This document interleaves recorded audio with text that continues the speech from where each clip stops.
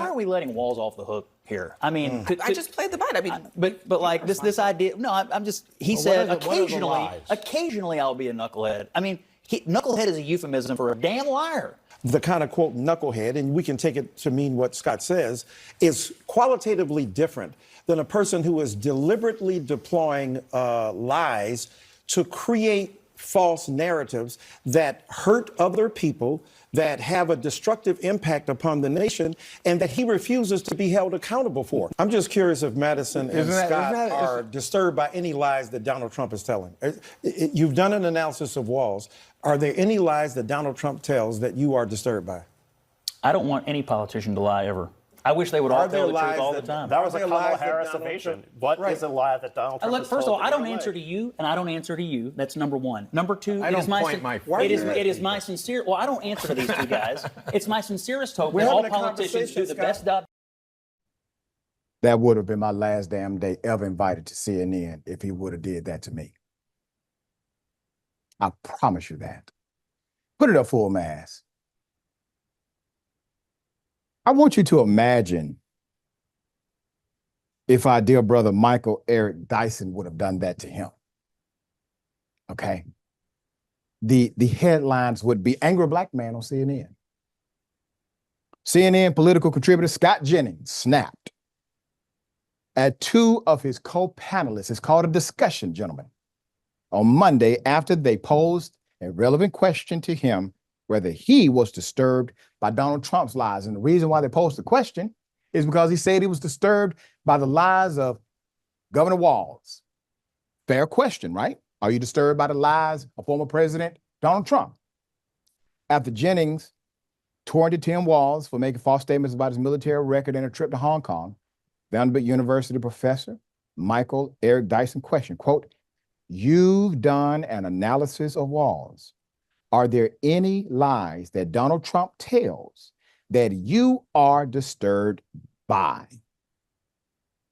Then Rabbi and CNN commentator Jay Michelson pressed Jennings, asking the same question again, echo effect, to which Jennings pointed angrily at Michelson and Dyson and snapped. "First of all, I don't answer to you and I don't answer to you.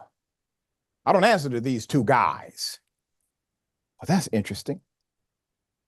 Then turning to Michelson, Jennings asked, "What lies does Kamala Harris tell that you're mad about?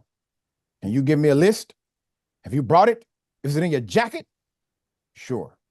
You want me to say some things that Kamala Harris has sort of shifted position on healthcare," replied Michelson, to which Jennings protested, "No, not shifted, lies." Michelson insisted, "No, she hasn't lied. Now it's your turn.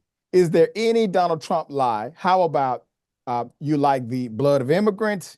Is there some Donald Trump lie? How about January 6th was just a tour? I didn't have anything to do with January 6th. How about Stormy Daniels? Do you care about that lie? Do you care about the lie that global warming was a Chinese hoax? That's a lie. He knows it's a lie. Everybody knows it's a lie. So I'm curious, will you answer the question? Is there one Donald Trump lie that crosses the line for you?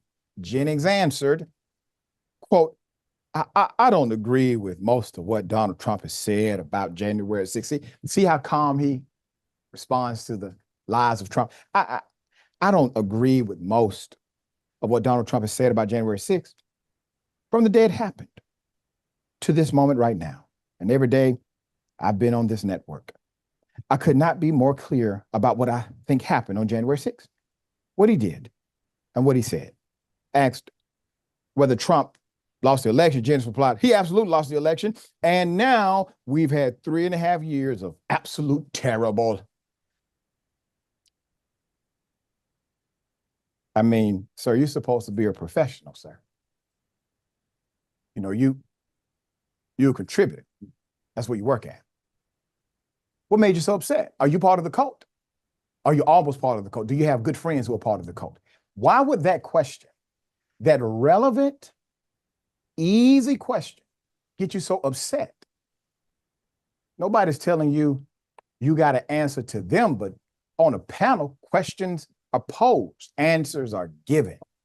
If you believe that you don't need to answer questions. Why would you be on a Q&A panel, sir? All right. Sharon, he had one of those at home moments, but it was on television. What say you?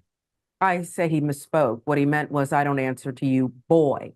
That's what he really meant. He misspoke, Dr. Richey. I don't answer to you, boy. You saw the real him. But the larger issue is CNN and other outlets like them, Doc, who bring on these commentators. They give them lucrative contracts, and there is no litmus test. For you, there would be, but for them, there is none. They support racists. Chastity Hutchinson has a book out, a bestseller. She was 20-some years old and decided to work and ignore a racist administration. That's her choice, but why not be accountable? Lissa Griffin-Farah is on The View, making millions of dollars. She worked for the racist up until the violence started, January 6th. It's CNN and these other outlets who value them. I don't. He meant, I don't answer to you, boy. I'm glad you weren't on the panel because you have restraint. You have restraint, but but I mean, that was came out of nowhere. Violating personal space right there. I mean, he came way too close with that finger.